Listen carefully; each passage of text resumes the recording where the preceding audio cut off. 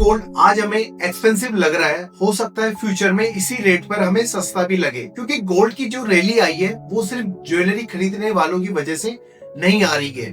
उसके रीजंस और कुछ है, जैसे कि दुनिया भर के सेंट्रल बैंक गोल्ड खरीद रहे हैं। साथ ही यूएस में इंटरेस्ट रेट और रेट कट भी एक वजह है।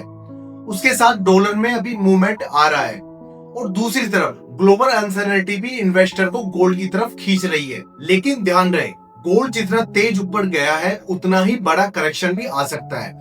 तो सवाल ये नहीं है कि गोल्ड फ्यूचर में ऊपर जाएगा या नीचे, बल्कि सवाल ये है गोल्ड को ऊपर ले जाने वाला असली रीजन क्या है और क्या वो रीजन अभी भी जिंदा है।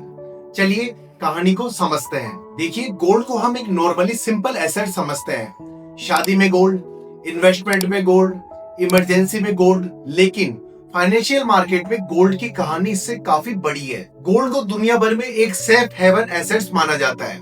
मतलब जब इन्वेस्टर को लगता है कि दुनिया भर में अनसर्टेनिटी बढ़ रही है तो उनका पैसा कुछ हद तक रिस्की एसेट से निकालकर गोल्ड जैसे एसेट्स की तरफ जा सकता है। और पिछले कुछ टाइम से दुनिया भर में अनसर्टेनिटी की कोई कमी नहीं है। Geopolitical tension, US economy, interest rate, inflation, government debts, सब कुछ एक साथ मार्केट के सामने आ गए हैं और इन्हीं रीजन की वजह से गोल्ड को एक पावरफुल सपोर्ट यहाँ से मिल गया है। लेकिन देखिए, ये तो सिर्फ एक ही बात हुई। अब जरा सोचिए, एक नॉर्मल इन्वेस्टर 1 लाख का गोल्ड खरीदता है, उसका इम्पैक्ट लिमिटेड है।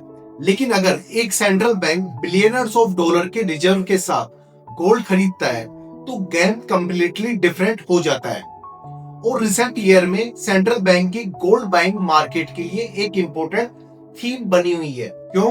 क्योंकि सेंट्रल बैंक अपने फॉरेन रिजर्व को डाइवर्सिफाई करना चाहता है और गोल्ड उनके लिए एक ट्रेडिशनल रिजर्व एसेट्स है। यानी गोल्ड की डिमांड सिर्फ आम इन्वेस्टर की वजह से नहीं आ रही है, बल्कि बड़े इंस्टीट्यूशनल प्लेयर अभी भी मार्केट में बने हुए हैं।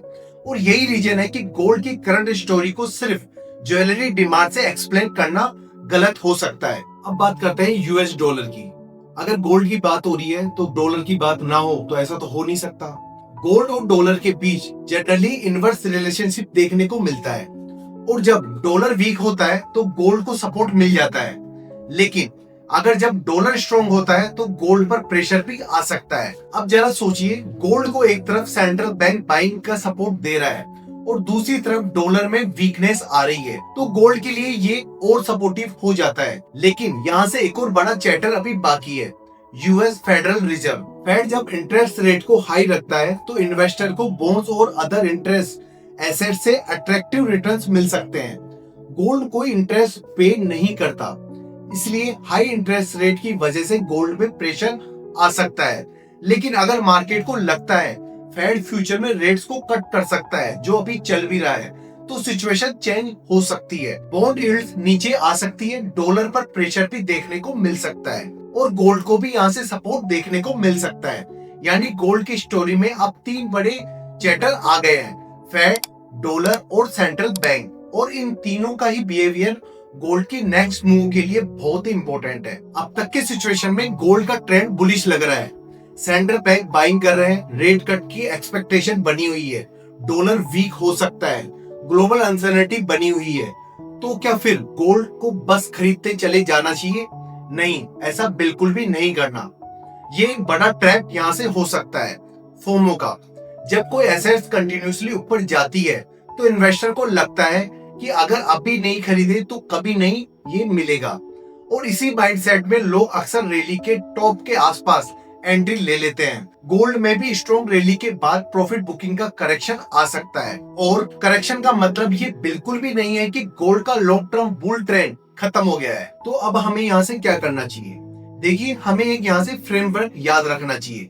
गोल्ड देखते वक्त सिर्फ गोल्ड की प्राइस को ही नहीं देखें, उसके साथ डॉलर स्ट्रॉन्ग होता है या वीक, यील्ड्स ऊपर जा रहे हैं या नीचे, रेट कट्स की एक्सपेक्टेशन बढ़ रही है या कम हो रही है, क्या इंस्टीट्यूशनल डिमांड अभी भी कंटिन्यू है, और इसके साथ ही ग्लोबल अनसर्टेनिटी बन रही है या कम हो रही है। अगर फिर भी गोल्ड यहाँ से करेक्शन करता है लेकिन ये फंडामेंटल फैक्टर सपोर्टिव रहते हैं तो करेक्शन को बुल ट्रेंड के अंदर ही एक नॉर्मल पुश भी माना जा सकता है। लेकिन अगर इसके अपोजिट डॉलर स्ट्रॉन्ग हुआ, यील्ड शार्पली रिस्क करें और फेड रेट कट से पीछे हट जाए तो गोल्ड के लिए वार्निंग सिग्नल भी आ सकता है। तो वापस उसी क्वेश्चन पे आते हैं जहां से हमने स्टार्ट किया था, क्या गोल्ड की रैली अब खत्म होने वाली है? देखिए, गोल्ड के लिए ये कहना कि गोल्ड बहुत ज्यादा ऊपर जा चुका है और इससे अब रैली खत्म हो गई है, तो ये कहना गलत होगा, क्योंकि गोल्ड के पीछे कुछ पावरफुल फैक्टर अभी भी है। लेकिन इसका दूसरा साइड बहुत इंपॉर्टेंट है। गोल्ड ऑलरेडी स्ट्रॉन्ग रैली दे चुका है,